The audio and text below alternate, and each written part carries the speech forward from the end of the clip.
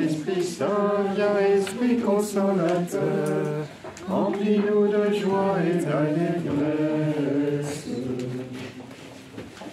Saint-Hilaire, priez pour nous. Du Fils et du Saint-Esprit. Amen. Saint-Hilaire de Poitiers est l'un des premiers pères de l'Église et un commentateur des Écritures que nous fêtons aujourd'hui. Le De Trinitate, bravo. Alors en plus, Hilaire de Poitiers, Poitiers c'est pas loin d'une région, qui a mordu un peu sur le Poitou, le bas Poitou. Bonne région. Donc peut-être t'es Vendéen. Hilaire de Vendéen. Voilà. Il est venu. Il a évangélisé. Donc voilà, nous poursuivons la découverte des figures du Christ dans l'Ancien Testament. En fait, il y a beaucoup de figures du Christ dans l'Ancien Testament. Je retiens les principales et je retiens, comme je vous l'avais dit la première fois, des personnages. Il y a des figures qui sont plus ou moins fictives ou qui sont... Voilà, il y a aussi des personnages historiques à qui on donne une réalité historique, et c'est le cas chez les patriarches, c'était le cas de Isaac, et aujourd'hui Joseph. Alors je mets ensemble Isaac et Joseph. Isaac nous avait permis d'aborder la question de la filiation. Avec Joseph, nous abordons la question de la fraternité. C'est une question qui est centrale dans les Écritures, absolument centrale dans les Écritures, y compris dans notre foi chrétienne. À la messe, nous disons « Je reconnais devant vous, frères et sœurs », la question de la fraternité, c'est quelque chose de structurant dans notre foi. Nous sommes appelés à devenir des frères en Jésus-Christ. Donc, le thème de la fraternité est porté de façon très profonde par la figure de Joseph. Il s'agit d'une histoire de frères. Comme d'habitude, je commence par la figure de Joseph lui-même, le récit. Alors je survolerai très très rapidement, et ceux qui étaient là il y a 2 ans ont déjà suivi un cours sur... vous retrouverez quelques éléments. Voilà. Donc ce sera à grands traits que je reprendrai quelques éléments, et ensuite, bien sûr, ce que le Christ nous apporte et la lecture typologique de la figure de Joseph, pour essayer de pénétrer davantage la richesse du mystère du Christ. Tout d'abord, Joseph, le patriarche. Je commence en parcourant la narration, une sorte de résumé de la narration, pour mémoire, parce que c'est très important de voir que cette question de la fraternité n'est pas une question abstraite, mais comme toujours dans la Bible, il s'agit d'un récit. Donc c'est important d'avoir le récit présent à notre esprit. Voilà, vous vous souvenez que Joseph est l'avant-dernier des fils de Jacob, le fils de... allez, je vais vous faire la pédagogie moderne qui veut qu'on soit un peu interactif et qu'on fasse participer les auditeurs. Je vais mettre au travail, comme ça je n'entendrai pas de ronflement. Voilà. Qui était la maman de Joseph? Rachel, tout le monde sait. C'est trop facile, vous savez. C'est pas possible. Voilà. Et qui était l'autre frère? Qu'est-ce qu'ils étaient 2 frères? Benjamin. D'accord. Quand rien vous cacher. Voilà. Et de fait, Rachel était la femme parmi les 4 épouses, ou plutôt les 4 mères des fils de Jacob. Rachel est celle que Jacob aimait vraiment. Et donc, il a une préférence pour Joseph. Et on verra aussi l'amour qu'il a pour Benjamin. Son père, évidemment, avec cette affection particulière qu'il a pour son fils, lui offre un beau manteau qui va susciter la jalousie des frères. Le thème du manteau est un thème qui est important. Vous me direz, à peu près tous les thèmes dans l'histoire de Joseph sont importants. Voilà. La jalousie des frères, ils voient leur plus jeune frère qui a une super parka qui permet d'aller faire du ski et tout, dernière mode, un prix très élevé. Enfin, voilà. Bon, on transpose facilement dans une vie de famille. Voilà. Et Joseph... Joseph est plus jeune que ses frères, il n'est pas avec eux à garder les moutons, puisque c'est une famille de pasteurs, comme toujours dans la Bible, hein, on a affaire à des pasteurs. Il est donc davantage dans la maison familiale, et un matin, il rejoint ses frères, il leur raconte avec naïveté des songes qu'il a eus. Vous vous souvenez, l'histoire des songes avec d'abord les étoiles et puis les gerbes de blé qui s'inclinent devant l'étoile et la gerbe de blé de Joseph. Voilà, il leur raconte comme ça, naïvement. Et, voilà, je ne sais pas trop ce que ça veut dire, mais en tout cas, ils s'inclinaient tous devant ma gerbe de blé, devant mon étoile. Voilà, c'est comme ça. Alors évidemment, ils ne sont pas très contents, ils le prennent très mal, et ils décident de s'en débarrasser. Et ils s'en débarrassent au sens propre, puisqu'ils le vendent comme esclave à des marchands amalécites qui l'emmènent en Égypte. Alors, vous vous souvenez, il y a 2 ans, je l'avais dit, à un moment, c'est des amalécites, à un autre moment, c'est des madianites. On se souvient qu'en fait, ces textes, souvent, sont la combinaison de 2 récits qui ont été mis ensemble. Madianites ou amalécites, bref, des marchands itinérants. Joseph est donc vendu en Égypte, il parvient rapidement à trouver une place élevée chez son maître, Potiphar, un nom égyptien, et donc il s'en sort assez bien, c'est déjà annonciateur de la suite de son histoire, mais il y a cet épisode malheureux où la femme de Potiphar essaye de le séduire, il refuse de se laisser entraîner dans une action mauvaise, et elle l'accuse injustement de cette agression qu'il n'a pas voulu commettre, et il se fait mettre en prison. Là, quand il est en prison, il se fait remarquer par sa capacité d'interpréter les songes, l'histoire du boulanger et de l'échanson, vous vous souvenez pour ceux qui l'ont relu, la réputation de Joseph, qui arrive à interpréter ces songes, arrive à Pharaon, et Pharaon fait appel à lui quand lui-même a ce songe avec les vaches grasses et les vaches maigres, 7 vaches grasses et 7 vaches maigres. Joseph donne l'interprétation, il s'agit de 7 années d'abondance qui seront suivies de 7 années de disette, il faut agir en conséquence. Voilà, il parle avec sagesse. Et puis, alors on n'a pas le temps ce soir de reprendre dans le détail l'histoire de Joseph, mais quand même un élément important pour la suite des explications que je vais essayer de vous donner. Joseph avance très prudemment, il n'impose pas son point de vue, et voilà, vous prenez si vous voulez, je n'impose pas, et il va inspirer confiance, et on va lui donner la responsabilité de la gestion de tout le pays. Il va devenir Premier ministre. Voilà. C'est dans cette situation que la famine annoncée par les rêves de Pharaon arrive, et que ses frères arrivent de la terre de Canaan en Égypte. Il faut bien se rendre compte que nous, on a dans la tête Exode 40 ans, donc Égypte et terre de Canaan, c'est-à-dire Israël et Palestine, c'est très éloigné. En fait, c'est très proche. C'est vraiment très très proche. Et l'Égypte, c'est un grenier à blé. Vous savez que c'était le grenier à blé des Romains, c'est le grenier à blé pendant toute l'Antiquité. Toute la vallée du Nil est extrêmement fertile. Donc, naturellement, les populations affamées vont vers l'Égypte.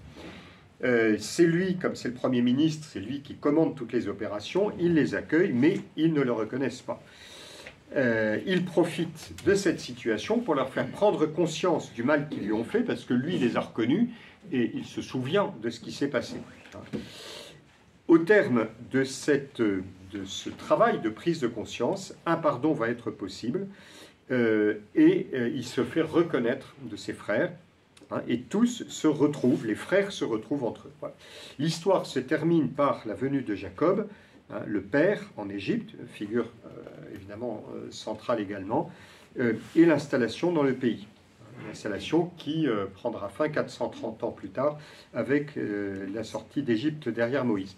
En attendant, Joseph donne la conclusion en donnant la signification des événements. Votre dessein de me faire du mal, Dieu l'a tourné en dessein pour le bien. J'ai traduit un peu littéralement, par rapport à la traduction plus coulante que l'on a dans la liturgie. Le mal que vous aviez dessein de faire, Dieu l'a transformé en bien. Voilà, le dessein pour le bien. Votre dessein de me faire du mal, Dieu l'a tourné en dessein pour le bien. Là, on a une expression de toute l'œuvre rédemptrice et finalement de la providence de Dieu qui mène les événements vers une rédemption. Alors, regardons de plus près le personnage de Joseph. Parce que ce qui nous intéresse, ce sont les figures. Les figures, ce sont des personnes, avec leurs actions et aussi leur personnalité. L'histoire dramatique de Joseph, c'est l'histoire d'une fraternité blessée et sauvée. Mais d'abord une fraternité blessée. Cette histoire s'inscrit dans une trame qui est bien visible dans la Bible. La fraternité blessée, ça commence dès le début. Les premières conséquences du péché d'Adam et Ève, qui se détournent de Dieu, donc de leur créateur, on se souvient, c'est la peur de l'un vis-à-vis de l'autre, la convoitise et la violence. C'est très très intéressant de voir comment, quand on se détourne de celui qui est notre créateur, qui se révèle comme notre Père, nous ne savons plus qui nous sommes. Nous sommes perdus. Nous sommes perdus. La fameuse question de Dieu à Adam, c'est une question métaphysique, très profonde. Adam, où es-tu? Saint Augustin répond, il est au pays de la dissemblance, là où l'homme a perdu la ressemblance. L'homme ne sait plus qui il est. Son regard devient opaque, il ne reconnaît plus sa femme, la femme ne reconnaît plus l'homme, ils ont peur l'un de l'autre, ils se cachent. C'est quelque chose de très, très, très impressionnant de voir comment les conséquences du péché rejoignent une expérience très concrète que nous faisons. On voit que la Bible n'est pas du tout dans le mythe. Elle touche une histoire tout à fait réelle que nous éprouvons. Alors, le rapport homme et femme est décrit dans le livre de la Genèse, mais ensuite, ils auront 2 fils, Caïn et Abel, et là, il s'agit du rapport entre 2 frères. La différence entre un homme et une femme, c'est que l'un et l'autre, les différences qui les caractérisent, la sexualité, ça veut dire la prise en compte de la différence. 2 frères, ils sont censés avoir une espèce de ressemblance mutuelle. Donc la confrontation peut venir assez rapidement. Et c'est ce qui se passe. Jalousie de l'un vis-à-vis de l'autre. L'autre est vu comme un rival. Eh bien, Caïn va tuer Abel. Voilà. La jalousie est fratricide. Elle conduit au meurtre. Ces rapports difficiles entre frères, on va le retrouver dans bien d'autres figures. Pensons à Ésaü et Jacob.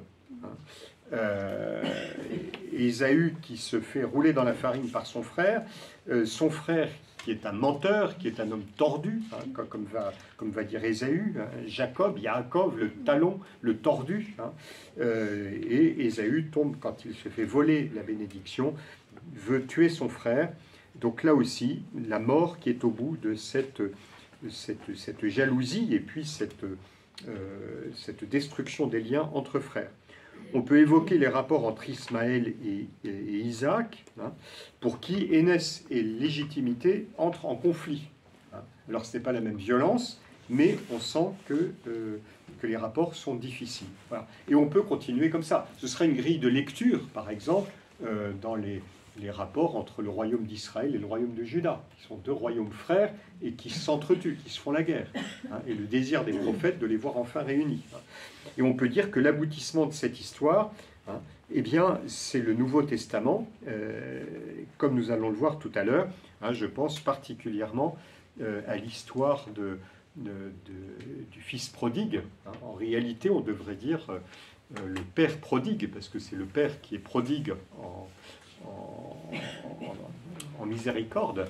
Je ne sais pas si vous êtes posé la question pourquoi on dit fils prodigue. En fait, il est prodigue parce qu'il laisse couler son argent. Mais la pointe de la parabole, c'est qu'il y a 2 frères et qu'il y a une jalousie de l'un vis-à-vis de l'autre. Donc ce problème de la jalousie entre frères, qui est caractéristique des relations humaines blessées par le péché, eh bien cela se retrouve et se résout dans l'histoire, dans ce récit, Luc chapitre 15, qui est comme une sorte de résumé de l'histoire du salut. Joseph est un homme juste et innocent. La personne de Joseph est une personne qui est très intéressante. On s'en tient à ce que dit le récit. On ne fait pas forcément de la psychologie, mais on essaye de voir la fonction de Joseph dans une histoire, la place de Joseph dans une histoire. Et dans cette histoire, Joseph se montre juste et innocent. Bien sûr, il a sa part dans la dispute qu'il y a eu entre frères. Une naïveté d'enfant, mais quelquefois on sait qu'un enfant, un peu inconscient, va mettre la pagaille quand il s'y attendait pas forcément. Il est étonné de la réaction de ses frères et sœurs. Une naïveté qui le rend en partie coupable. Ma gerbe se dressa et se tint debout, et vos gerbes l'entourèrent et se prosternèrent devant ma gerbe.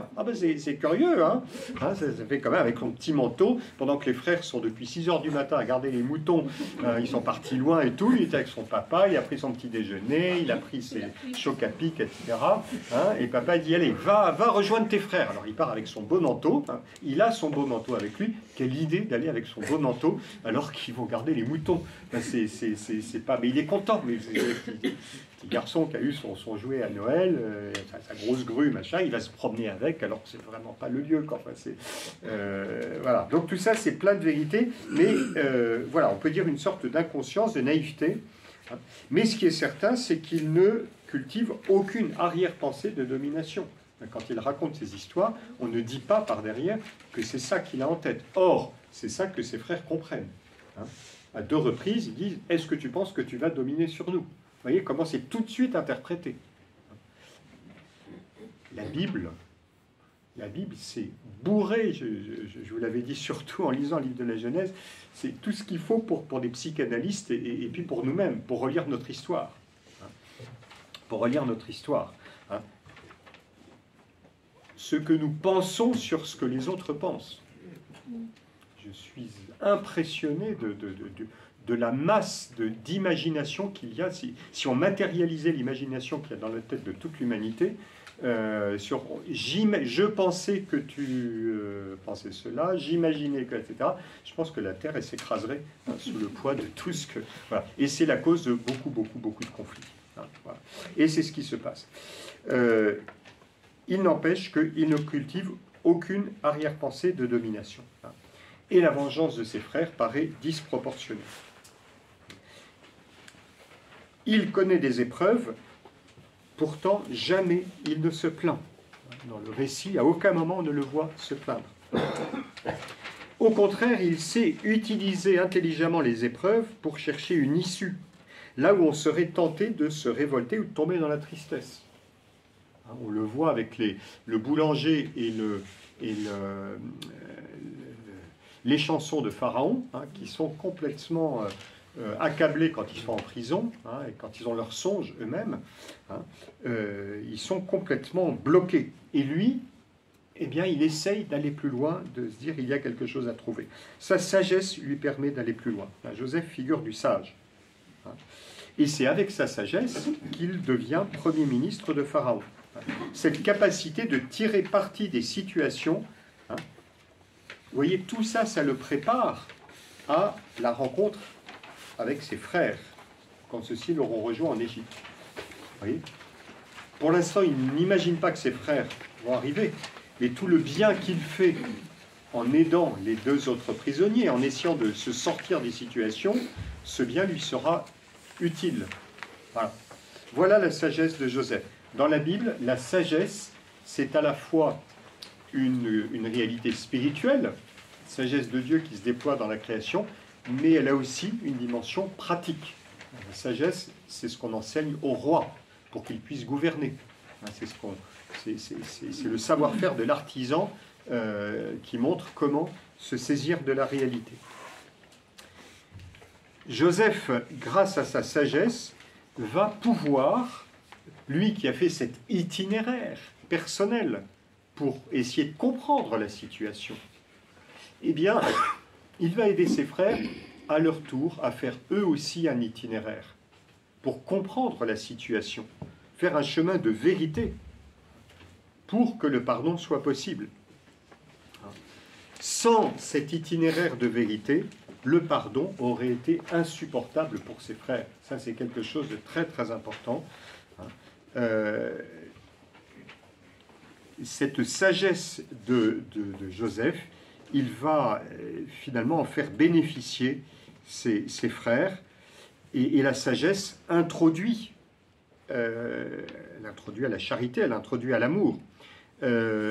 Si ses frères ne font pas cet itinéraire, ce chemin de vérité, il aurait pu leur pardonner, mais en les enfermant dans leur faute passée. Au contraire, il va leur donner le moyen de reconnaître le mal qu'ils ont commis en gardant la tête haute et ainsi de retisser les liens de fraternité que la jalousie avait tués. Et de fait, on voit que la fraternité qui apparaît à la fin du récit est plus profonde que celle qui existait avant le début du drame. On voit les frères heureux d'être réunis et se parler avec beaucoup de franchise, d'amitié, ce qui n'était pas le cas au début. Mais pour ça, il aura fallu ce chemin de vérité qu'ils accomplissent, alors que raconte le récit de façon très, très, très intelligente. Joseph arrive à conduire les événements, et ça, c'est véritablement sa sagesse. Vous voyez, lui-même a essayé, face aux situations difficiles, d'avoir l'attitude la plus juste, la plus intelligente. Eh bien, il va aider ses frères à ne pas buter sur une vérité qui leur échappe, mais au contraire, à faire cette vérité à l'intérieur de leur cœur. Un dernier point, voilà, ce deuxième point sur la question de la sagesse, la vérité et le pardon, c'est un point qui est tout à fait central. Troisième point, c'est que le rapport entre le récit et l'action de Dieu qui se cache derrière les événements. On est frappé par le nombre de détails narratifs présents dans le récit. Il y a beaucoup de choses, beaucoup d'éléments qui ont de l'importance, qui nous disent que c'est à travers une histoire très concrète, à hauteur d'homme, que les événements se déroulent. On dirait que c'est vrai dans toute la Bible, mais la manière dont le récit, l'histoire de Joseph est construit, nous dit que c'est à travers des circonstances extrêmement précises que tout va se jouer. Quelquefois, c'est un petit détail, Joseph va y être attentif, et c'est comme ça qu'il va avancer. Eh bien, avec cette attention, cette sagesse, il va être capable de discerner l'action de Dieu qui est invisible au premier abord. Vous avez des récits dans la Bible où, de façon très claire, on voit Dieu qui intervient dès le départ. L'histoire de Moïse, alors là, il y a Dieu qui dit à Moïse, voilà, je t'envoie, j'ai pas envie d'y aller, tu vas y aller quand même, bon, ça va, mais alors après il y a le bâton qui est changé en serpent, puis après il y a l'eau qui devient du sang. Donc on voit qu'il y a l'action de Dieu, les plaies d'Égypte, et puis après il y a la sortie d'Égypte, et on dit que Dieu agit à main forte et à bras étendus. Dieu se présente comme un guerrier. Donc, typiquement, le livre de l'Exode, on voit Dieu qui agit presque comme un personnage presque visible. Dans l'histoire de Joseph, pas du tout. L'impression que tout se joue à hauteur d'homme, uniquement à hauteur d'homme. Pour le lecteur que nous sommes, mais pas pour Joseph. Joseph qui est au cœur des événements et qui a cette sagesse, est capable de discerner l'action de Dieu, qui est invisible au premier abord. Il y a notamment deux moments en particulier au chapitre 39 où il est dit que Dieu assista Joseph, Dieu intervint, et Joseph lui-même qui reconnaît que c'est Dieu qui donne l'intelligence pour comprendre les songes. Et les songes ont un rôle très important. Un songe, ça permet de prendre recul par rapport à la réalité, par rapport aux événements, et ça permet de décrypter les événements.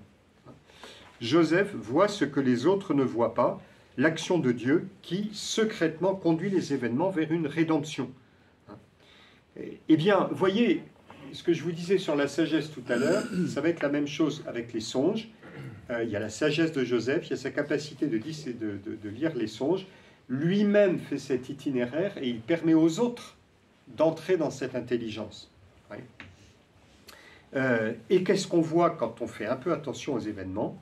Eh bien, on voit que Dieu agit. Et c'est la leçon que Joseph va tirer de toute cette histoire. C'est les mêmes événements, hein, je fais une petite parenthèse parce que là, pour une fois je ne suis pas trop en retard, les mêmes événements sur lesquels nous butons, surtout si c'est des événements malheureux, il y a un positionnement à avoir, là il y a une question de foi qui se joue. Qu'est-ce que nous en faisons? Est-ce que nous nous mettons en colère? Est-ce que nous ne sommes pas contents? Est-ce que on vous dit, bah, il n'y a rien de plus à dire, donc moi je veux des trucs pratiques, donc je passe à autre chose? Ou est-ce que, je me dis, il y a quelque chose à chercher, il y a une cohérence que j'essaye de dégager, que j'essaye de découvrir petit à petit. Et Joseph est dans cette troisième attitude de dire, il y a une cohérence, il y a une vérité, et j'essaye de la deviner, de la comprendre. Vous voyez, les mêmes événements, des événements sur lesquels on bute. Il y a un exemple que je vous ai déjà donné plus d'une fois, c'est dans les cigares de Pharaon. Quand Tintin et je ne sais pas qui est avec lui, le capitaine Haddock, sont dans le désert et ils butent sur un morceau de caillou. Ils sont sur le point de tomber. Dans les gens, le caillou, on dit qu'est-ce que c'est que ce caillou ici, quoi. Il n'y a rien à faire ici. Et puis on s'énerve et puis on est à la recherche de ce qu'on cherche, mais on n'a pas compris qu'il y avait un événement sur lequel on butait, mais qui pouvait aussi être un indice. Et il y a Tintin qui dit, bon, on va essayer de regarder un peu plus loin, il ouvre, il trouve une porte, il entre, il aura la solution. Oui. Le même objet. Autre exemple, ça tombe bien, c'est également en Égypte, dans le monde des pyramides, c'est Astérix et Cléopâtre. Je crois que c'est ça. Quand ils sont perdus dans le labyrinthe, voilà, il y a Idéfix qui est là, et Obélix a juste oublié qu'Idéfix avait disparu, il était à l'extérieur. Et Astérix, qui a gardé la mémoire, il voit qu'il ne devrait pas être là. S'il est là, c'est qu'on va peut-être retrouver la sortie. Donc, alors, ce que je vous dis là, c'est très basique, hein, c'est de la... Mais ça montre bien, et la Bible joue beaucoup dessus, les mêmes événements, qu'est-ce que nous en faisons? Et dans notre existence, dans notre vie spirituelle, c'est ça aussi. Il y a des choses qui nous révoltent, des choses qui nous... Il y a des choses devant lesquelles on est indifférent. Et Joseph nous apprend à voir comment Dieu conduit les événements. Comment Dieu conduit les événements.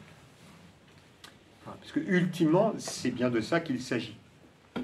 C'est de voir comment Dieu mène, finalement, une histoire difficile vers une rédemption. Alors, précisément, la rédemption de la fraternité.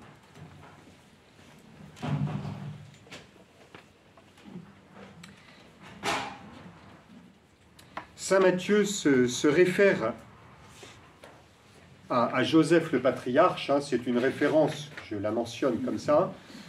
Saint Matthieu se réfère à Joseph le patriarche au début de son évangile. Vous vous souvenez, hein, dans la généalogie de Jésus, il est dit Joseph, Jacob engendra Joseph, hein, l'époux de Marie. Voilà, donc c'est intéressant de retrouver un Joseph qui engendre un Jacob qui engendre Joseph. Hein, c'est dans l'évangile. On peut faire un autre rapprochement, les songes, hein, de Joseph, donc l'époux de Marie, les songes qui lui permettent de comprendre ce qu'il faut faire. En plus, comme par hasard, les songes de Joseph vont le conduire en Égypte. Voilà. Donc il y a un certain nombre de rapprochements. Mais évidemment, le rapprochement, c'est surtout avec Jésus. C'est surtout avec Jésus que le rapport doit être fait. Trois moments, hein, dans ce rapprochement entre Joseph et Jésus. Tout d'abord, Jésus en quête de ses frères. Jésus qui va vers ses frères. L'histoire de Joseph, comme je vous l'ai dit, c'est l'histoire d'une fraternité perdue et retrouvée. Elle commence, le drame va commencer alors que Joseph, envoyé par son père, part en quête de ses frères. Il y a cette expression, il part en quête de ses frères. Et de fait, c'est parce que son père lui a demandé de les rejoindre. Israël dit à Joseph, je vais t'envoyer vers eux. Il répondit, me voici. Vous avez vu à travers ces expressions, surtout la deuxième, je vais t'envoyer vers eux, il répondit, me voici, qu'on pourrait l'appliquer simplement au Verbe de Dieu et qui le Père demande d'aller au milieu des hommes. Et de fait, dans l'Épître aux Hébreux, chapitre 10, verset 7, il y a bien cette parole « me voici » qui est appliquée à Jésus, qui est tirée d'un psaume, au moment d'envoyer le Christ dans le monde. Voilà, le Père l'envoie, le Christ dit « me voici ». Et partir en quête de ses frères, c'est les pères de l'Église y ont vu l'annonce de l'incarnation. Dieu envoie son Fils au milieu de ses frères. Et c'est vrai que ça, c'est un point de théologie qui est très important, de lecture biblique, mais de théologie. Jésus a voulu avoir des frères. Jésus a voulu avoir des frères. Vous voyez, mais c'est quand même pas très... Père de l'Éprevier, pas très bien de dire ça. Et Jésus, c'est quand même le Seigneur. C'est plutôt le rôle du Père, c'est le rôle du chef, c'est le rôle du pasteur. Puis souvent, on a fait un tel usage de la fraternité, on est tous frères, qu'on dit, faire un Jésus horizontal, on n'aime pas trop. Et bien si. Et là, je maintiens ma position. Voilà. C'est Jésus lui-même qui a voulu se mettre au rang des hommes et qui a voulu avoir une multitude de frères. Hébreux, chapitre 2, verset 17. En s'incarnant, le Fils a voulu se rendre solidaire de tous les hommes. Il a voulu devenir en tout semblable à ses frères, pour devenir grand prêtre dans leur rapport avec Dieu. Vous voyez, ce que nous montre l'Épître aux Hébreux, c'est que, en se faisant homme, le Christ participe à notre vie. Il se met à notre niveau.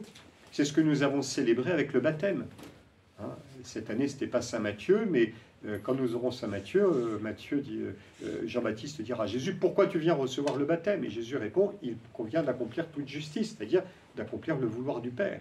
C'est que je suis au rang des hommes pour, d'une certaine manière, me mettre à leur place et leur ouvrir le chemin qui conduit vers le Père. » Et Jésus, comme Fils, vient nous réapprendre la relation filiale. Dieu ne nous sauve pas extérieurement, mais en nous rejoignant jusqu'à partager notre condition, jusqu'à entrer dans le jeu de relations fraternelles qui sont tellement blessées et qui ont besoin d'être sauvées. Et c'est pourquoi Jésus, au long de l'Évangile, se présente comme frère. Alors tout d'abord, il a eu des frères, ça, il en est question dans l'Évangile, Marc, chapitre 6, verset 3, ses frères ne sont-ils pas chez nous? Vous vous souvenez, quand il est à la synagogue de Nazareth. Mais, alors on sait bien, mais je pense que ça ne pose pas de difficulté, selon la culture orientale, les frères, ça veut dire la parenté, un peu comme aujourd'hui...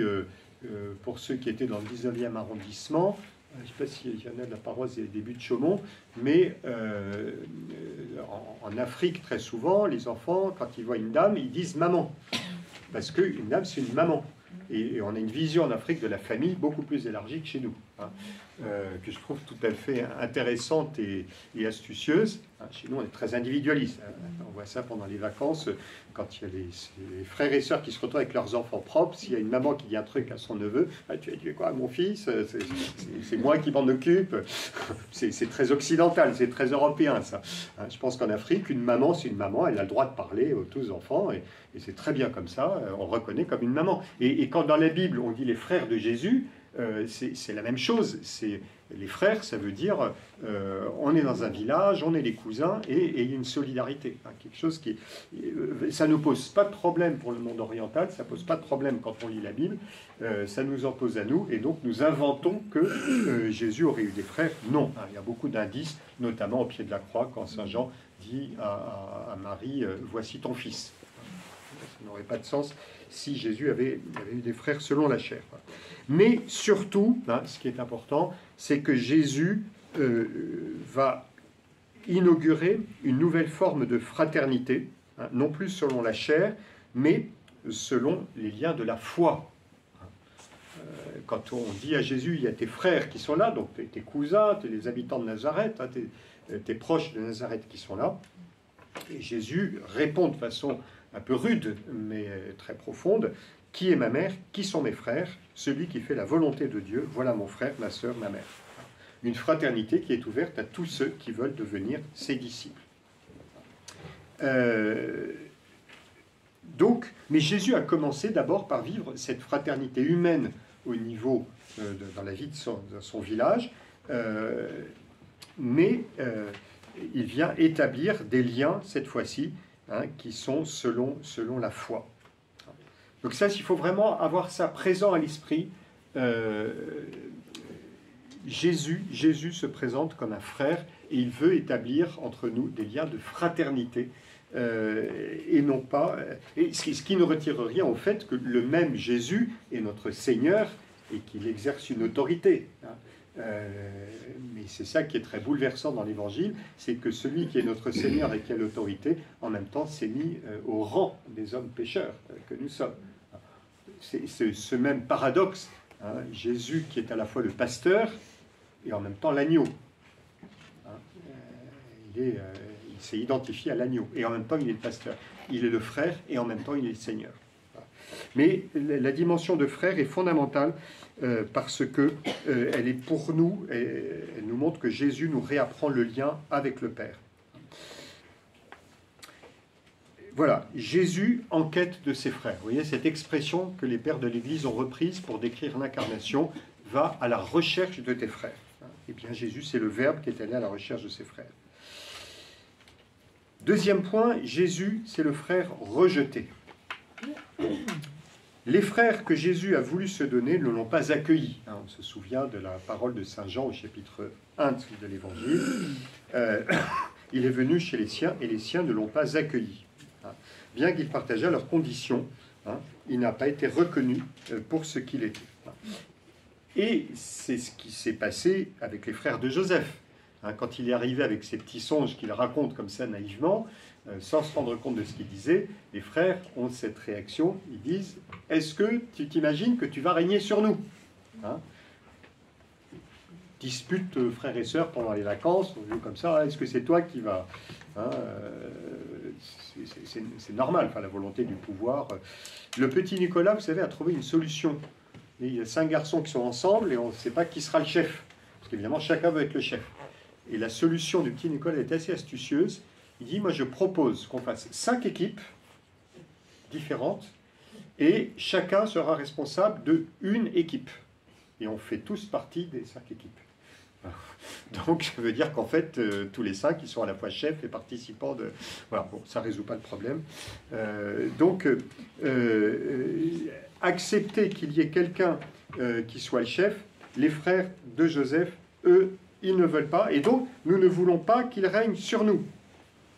Expression que l'on retrouve, ça vous dit peut-être quelque chose, dans la parabole des mines.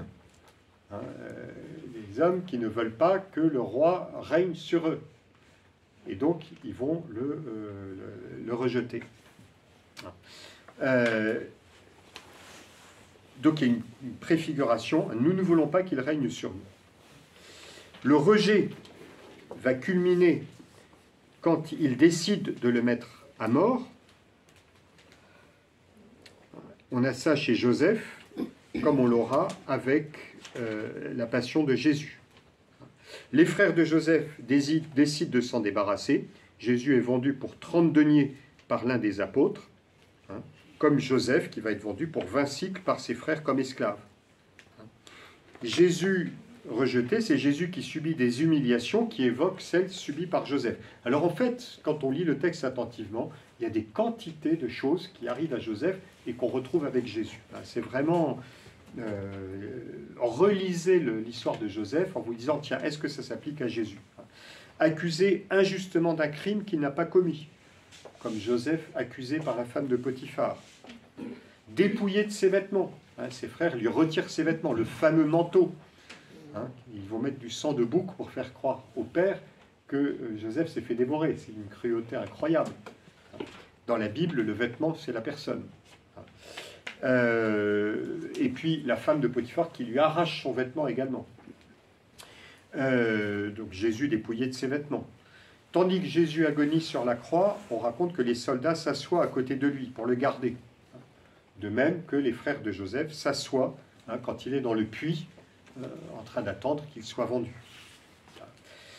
Des préfigurations de la passion qui ne sont pas que matérielles, qu'on trouve aussi dans l'attitude de Joseph dans les souffrances. Joseph ne se plaint pas quand il est l'objet de la violence de ses frères, quand il est injustement accusé, quand il est emprisonné. On retrouve des personnages de l'Ancien Testament qui auront la même attitude. David, Jérémie, le serviteur souffrant, qui par leur abnégation annoncent eux aussi Jésus en sa passion. Mais outre cette abnégation de Joseph, qui annonce celle de Jésus, ce qui est le plus caractéristique, le plus marquant, c'est sa sagesse qui intervient dans son épreuve. Vous avez remarqué que les évangélistes, quand ils rapportent les événements de la Passion, ne focalisent pas l'attention du lecteur sur l'horreur des souffrances subies par le Christ, mais sur une vérité plus profonde, sur le salut qui est en train de s'accomplir. C'est pour ça que je suis un petit peu critique vis-à-vis de certains films, dont un auquel je pense spécialement, qui insiste bien, qui met bien la caméra sur là où il y a du sang qui gicle, où il y a des coups de fouet, où il y a de la violence. Alors, bien sûr, il y a une violence incroyable, et Jésus en a horriblement souffert. C'est évident. Les souffrances de Jésus dans sa passion, elles sont réelles. Il y a toute une époque de l'Église, à la fin du XVe siècle, on a beaucoup insisté sur les souffrances de Jésus, les instruments de la passion. Et il est bon de le faire, et il faut le faire, il faut l'intégrer dans notre spiritualité. Mais il est frappant de voir que chez les évangélistes, ce n'est pas ça qui est la chose importante. Et Jésus lui-même demande aux femmes qui pleurent sur ces souffrances, il dit, il y a quelque chose de plus grave encore que les souffrances que je subis. C'est le mal dans lequel l'humanité est plongée et dont elle ne se rend pas compte. Voyez, si on traite ainsi le bois vert, qu'adviendra-t-il du bois sec? Les souffrances de Jésus sont évidemment épouvantables, et quelque chose d'encore plus épouvantable, et qui fait sûrement davantage souffrir le Christ que tous les coups de fouet, c'est les cœurs qui ne veulent pas se convertir. C'est des cœurs qui s'enferment, qui se damnent. C'est ça la grande souffrance de Jésus. Et Jésus veut aider ses disciples et les saintes femmes qui sont là à s'en rendre compte. Si on traite ainsi le bois vert, qu'adviendra-t-il du bois sec? C'est une parole de sagesse.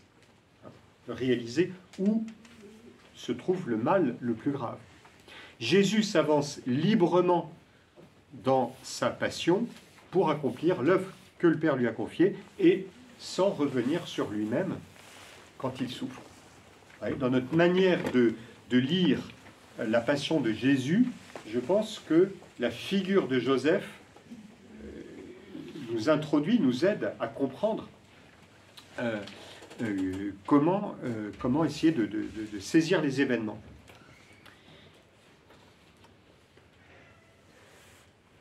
Jésus vit sa passion au bénéfice de ses frères, de ceux dont il veut faire ses frères. La mort de Jésus sur la croix opère un dévoilement. Comme je vous disais tout à l'heure, Joseph conduit ses frères à reconnaître le mal qu'ils ont fait. Eh bien, Jésus fait pareil. Il va conduire ses frères et même ses bourreaux à réaliser le mal qu'ils ont fait. Il y a comme un dévoilement. L'homme voit où mène sa jalousie. Quand on voit Jésus sur la croix, on voit comme démasqué le mal qui habite notre cœur. Voilà ce que produit la jalousie. Voilà ce que produit le mensonge. Quand on voit Jésus sur la croix, c'est l'aboutissement d'un cœur qui s'est détourné de Dieu. Joseph avait conduit ses frères à reconnaître le mal qu'ils avaient commis et les conséquences tragiques de ce mal. puisqu'il a été quasiment réduit à la mort, et puis réduit en esclavage, eh bien Jésus lui-même, il va être mis à mort comme parmi des brigands. Avec Jésus s'accomplit vraiment la parole prononcée par Joseph, cette parole qui est la pointe de toute l'histoire de Joseph. Votre dessein de me faire du mal, Dieu l'a tourné en dessein pour le bien. C'est véritablement la rédemption. À travers ces événements, vous avez vu que Dieu poursuivait un but et il l'a accompli par la mort et la résurrection de Jésus. Et alors ça, c'est extraordinaire, parce que on voit que cette situation d'humiliation de Jésus, vendu, comme Joseph a été vendu, que Jésus va retourner avec cette sagesse, avec ce don de lui-même, avec le désir de faire bénéficier son histoire à tous ses frères, eh bien,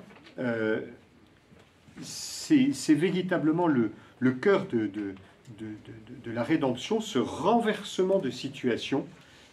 Jésus fait de sa victoire une victoire pour le bénéfice de tous. Une victoire pour le bénéfice de tous. Ce n'est pas que la personne de Jésus, c'est le sens de sa mission.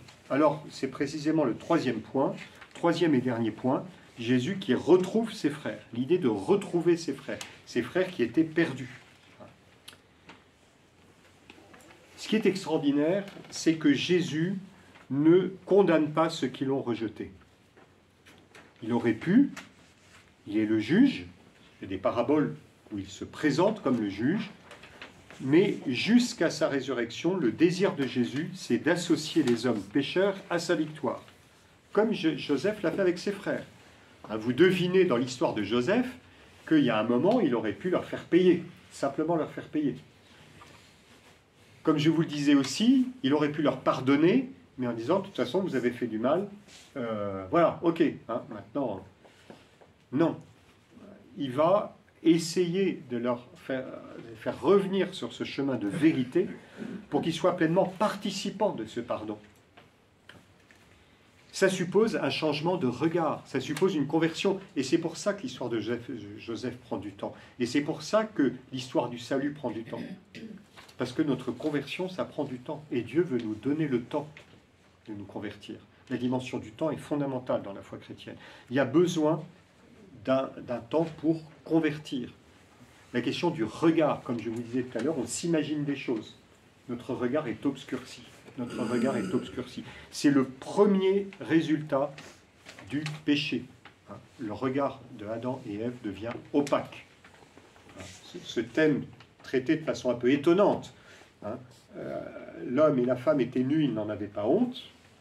Donc qu'est-ce qu'ils voient? Ils voient la splendeur de l'un et de l'autre. Ils voient une personne dans sa splendeur. 3 versets plus loin, juste après le péché, or ils virent qu'ils étaient nus. C'est-à-dire que je ne vois plus l'autre, mais je vois la nudité. Ce n'est que ça. Le regard devient opaque. Je ne te vois plus dans ton unicité, donc le regard chaste, ça devient un regard captateur, un regard qui possède et donc qui a peur. C'est la Bible, en quelques mots, a une vision extrêmement fine sur ce regard, le regard que nous avons sur les autres, sur nous-mêmes, sur Dieu, qui nous empêche de voir l'action de Dieu. Peut-être la grâce de Joseph, c'est lui d'avoir ce regard, qui est capable de reconnaître l'action de Dieu. Jésus vient guérir notre regard, comme Joseph a aidé ses frères à changer leur regard, à voir paisiblement le mal qu'ils ont fait sans se sentir condamnés, mais en voyant qu'ils ont fait du mal. C'est caractéristique, à la fin de l'évangile de Saint Jean, Marie-Madeleine cherche Jésus au tombeau. Il n'y est pas. Mais elle est tellement captivée par son idée que cette volonté de saisir Jésus, qu'elle ne peut pas imaginer qu'il soit ressuscité alors qu'il l'avait annoncé. Et quand elle voit Jésus, elle pense que c'est le jardinier. Voilà. Et donc, le regard, on voit que le regard extérieur, marqué par le péché, est insuffisant. Il faut une guérison, un retournement intérieur. Marie, Rabouni, voilà, ça y est, elle l'a reconnu. Il y a eu ce retournement intérieur. Voilà, encore un rapprochement. Ruben qui s'était lamenté devant la citerne vide, hein, comme Marie devant le tombeau vide, hein, parce qu'on avait retiré Joseph. Voilà. Alors après, il y a un rapprochement, mais qui fonctionne un peu à l'envers. Joseph était allé trouver ses frères pour leur dire que le puits était vide. Marie-Madeleine ira, elle aussi, trouver ses frères pour leur dire que la tombe est vide. Mais cette fois-ci, c'est le contraire de ce qui s'est passé pour Joseph, c'est que là, Jésus est ressuscité. Vous voyez, il y a une sorte de dénouement. Voilà, je termine ce troisième point, hein, en reprenant cette parole de Jésus à Marie-Madeleine, hein, qui nous fait penser à la parole de Joseph, de Jacob à son fils, hein, va vers tes frères, va trouver tes frères. Hein. Eh bien, c'est ce que Jésus dit à Marie-Madeleine. Va trouver mes frères. Mais on voit que la rédemption a fonctionné, puisque à ce moment-là, les frères de Jacob avaient perdu un frère. Maintenant, ils le retrouvent. C'est un frère qui est retrouvé. En Jésus ressuscité, c'est la fraternité qui est retrouvée. Vous avez vu, les premiers mots que Jésus dit, c'est « va trouver mes frères ». Va trouver mes frères. Ceux qui se sont comportés d'une manière qui n'était pas fraternelle, puisque c'était d'une manière meurtrière, va trouver mes frères, ça veut dire que maintenant, la fraternité est retrouvée. On peut dire que c'est depuis Caïn et Abel, c'est le dénouement de cette histoire douloureuse. Jésus s'est incarné, le Verbe s'est incarné pour avoir une multitude de frères. Eh bien, ces frères, Jésus les a retrouvés. On peut dire d'une certaine manière qu'il les a créés ou recréés. Le dénouement de l'histoire de Joseph, on s'en souvient. Hein. Je suis Joseph, votre frère. Hein, cette parole absolument extraordinaire, hein, qui était précédée par les larmes de Joseph, qui disait, il reconnaît ses frères, il se cache pour pleurer. Hein. Mais c'est aussi déjà des larmes de joie. Hein. C'était pas mes frères, c'était plus mes frères. Ils ont tué la fraternité quand ils ont voulu me vendre, et quand ils ont dit à mon père que j'étais mort. Et maintenant ils viennent, qu'est-ce que je vais faire? Voilà, il se met à pleurer, là, des frères qui se retrouvent. Après ces luttes tellement violentes, qui marquent tellement de familles dans le monde. Est-ce que des frères pourront se retrouver? Voilà. Et bien Jésus, c'est celui qui, dans l'histoire de l'humanité, est arrivé, qui a dit « va trouver mes frères ». Désormais, la fraternité va être possible. Et il le montre à ses frères en disant « je suis Joseph, votre frère ». Vous imaginez l'émotion. Hein. Voilà, la joie des fils de Jacob, hein, qui reconnaissent leur frère, hein, qu'ils croyaient mort. Hein, c'est la même joie que les disciples qui croyaient que Jésus ne sortirait pas du tombeau. Dans leur joie, ils n'arrivaient pas à croire. Ça, c'est une des paroles les plus extraordinaires. Pour moi, c'est une des preuves de l'historicité des événements. Hein, c'est que la joie est là. Mais évidemment, c'est incroyable. Mais la joie montre que Jésus est bien là. Donc, Jésus a vaincu la mort. Conclusion. Jésus assume en sa personne les deux figures. Donc c'est une conclusion qui vaut pour le cours précédent et ce cours-là. Je vous ai dit, c'est deux figures de patriarches qui abordent deux questions qui sont intimement liées, la fraternité et la filiation. Bien sûr, s'il y a une fraternité, c'est qu'il y a d'abord une filiation. Hein, ce que les évêques de France ou l'Église rappellent poliment et gentiment à la République française, qui a eu la bonne idée de reprendre cette idée de fraternité, qui est une idée chrétienne, mais en disant, pour qu'il y ait la fraternité, il faut qu'il y ait une paternité. Alors, dans un pays, c'est ce qu'on appelle la patrie, l'attachement à la patrie. Hein, patrie, le terme de patrie, c'est lié au père. Donc, il ne faut pas couper le lien, hein, avec cette forme de paternité politique qu'est la patrie, mais spirituellement, on ne peut comprendre les liens fraternels dans une communauté chrétienne que parce qu'il y a un même Père et que nous disons ensemble de notre Père. Dire le Notre Père, c'est la prière des frères. Notre Père, c'est ce que vont dire des frères et sœurs ensemble. Ils vont se tourner vers leur Père ensemble. Et bien, dans la messe, quand on dit Notre Père, on est entre frères et sœurs avec Jésus. C'est Jésus qui nous l'a enseigné. Hein, voilà, même s'il marque une distinction. Hein, va dire je vais vers mon Père et votre Père. Hein. Nous, c'est notre Père par grâce. Jésus, c'est par nature. Mais il n'empêche que Jésus nous introduit dans sa filiation. Oui. Voilà. Comme Joseph, Jésus a conduit les hommes à faire la vérité dans leur vie et à reconnaître la jalousie et les rivalités qui détruisent les liens fraternels. Le chemin de la vie chrétienne est un chemin de vérité. L'Évangile est un chemin de vérité qui fait la vérité dans notre vie. La lecture de la Bible, ça m'aide à faire la vérité dans ma vie, à nommer le mal, non pas pour me sentir condamné, mais pour voir qu'en nommant le mal, il y a un chemin de rédemption. Ça, c'est toute la finesse de Joseph, et c'est la finesse de Jésus. C'est l'immense délicatesse de Jésus, la charité de Jésus, patience pleine de miséricorde, qui permet que la prise de conscience des péchés ne soit pas pour eux une condamnation, mais un chemin de rédemption. Ça, c'est l'histoire de Joseph. Comment tourner en bien le mal qui existait. Il faut cette sagesse, il faut cette patience. Et puis, comme Isaac, eh bien, on retrouve Isaac. Isaac a montré le chemin de la parfaite obéissance au Père, qui permet aux hommes de se reconnaître semblablement fils et donc frères les uns des autres. Il n'y a que le Père qui peut créer la fraternité. Et c'est précisément parce que Jésus obéit pleinement au Père qu'il peut lui-même établir cette fraternité entre nous. Cette conclusion de la parabole du fils prodigue, c'est véritablement la parole recréatrice du Père, qui dit « Ton frère était mort, il est revenu à la vie, il était perdu et il est retrouvé. » Voilà. Il est 5, donc on a mis moins d'1 heure, parce qu'on a commencé à 8 ou 9. Question. Donc ça laisse, donc les veuves, les complis, je pense que c'est dans 3 minutes. Oui. Question.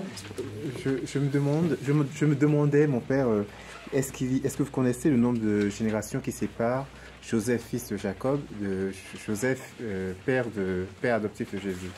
Ah ben c'est marqué chez Saint Matthieu. Alors c'est quoi? C'est 14 multiplié par 3.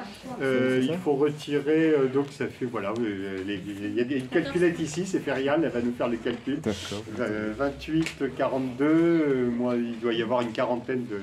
Pourquoi? Non mais ça m'est venu comme ça. Ah d'accord. Voilà, je ne crois pas que ça influe sur la compréhension de la personne de Jésus. Oui? Comment des textes qui sont aussi pleins de sagesse et de finesse ont-ils pu être écrits par des personnes qui finalement étaient modestes? Vous comprenez ce que je veux dire? Oui, je pense comprendre ce que je veux dire, mais je pense que si je puis me permettre, si je puis me permettre, je pense que cette question, qui n'est pas simplement la vôtre, qui est celle que beaucoup de personnes posent aujourd'hui, elle traduit une compréhension, à mon avis, qui n'est pas juste de notre modernité. C'est-à-dire que nous imaginons que nous surplombons l'histoire. En réalité, il y a eu des périodes de l'histoire où il y avait des gens qui avaient une profondeur, une sagesse, une intelligence que nous ne soupçonnons pas. J'ai découvert ça d'un point de vue, c'est pas uniquement une idée, à partir des textes d'un auteur que j'aime beaucoup, qui s'appelle George Steiner, pas du tout un chrétien, c'est quelqu'un d'origine juive, qui est très grand connaisseur du christianisme, et surtout, il s'intéresse aux textes. Et il nous montre que des textes grecs qui datent de l'époque d'Homère, donc le 7e, 8e, 7e siècle avant Jésus-Christ, il y avait une puissance culturelle, intellectuelle, extrêmement profonde, une finesse qu'on a perdue par la suite. On s'imagine qu'on est sur un chemin qui n'arrête pas de monter. Ben non, ça monte et ça descend. C'est un phénomène dans l'histoire. S'il y a des historiens, si vous allez en Terre Sainte, vous allez, et même si c'est le peuple juif, qui est le peuple d'Israël, qui est le peuple, on dit tout le plus grand bien qu'on peut, quand vous allez en Terre Sainte, vous voyez la ville d'Arad, vous voyez qu'il y avait une ville cananéenne gigantesque, qui devait être très, très élaborée et tout. L'arrivée de Salomon, quelques siècles plus tard, la ville, on tombe dans un niveau culturel beaucoup plus bas. Donc il ne faut pas s'imaginer que ceux qui vivaient il y a 2000 ou 3000 ans, c'était des moins que rien. Il y avait au contraire une très grande sagesse peut-être, je vais dire une parole un peu anti-moderne, mais vous avez le droit de... Il n'y avait pas les ordinateurs, et donc on était obligé de tout avoir dans sa tête. Alors, on a le droit de ne pas être d'accord, hein. Mais je pense que la démission par rapport aux moyens électroniques, en disant tout est dedans, faut y faire très attention. Oui, c'était des villes dans le désert. Arad, Oui, la ville d'Arad, désert. oui, dans le désert. Hein. Qui peut vivre maintenant une ville dans le désert? Il y en a. Oui, oui, oui. Et les techniques de culture, puis des textes en effet d'une finesse absolument incroyable. Je voulais également vous demander, les Hébreux, avant d'être esclaves en Égypte, ils étaient où? Les Hébreux? Oui. Alors, l'histoire est un peu difficile à retracer, mais si on garde l'idée que c'était des populations sémites, c'était des pasteurs, ils se sont retrouvés en Égypte, mais ils venaient, voilà, on dit qu'ils venaient du pays de Canaan, ils venaient de... voilà. Mais c'est une histoire qui n'est pas très facile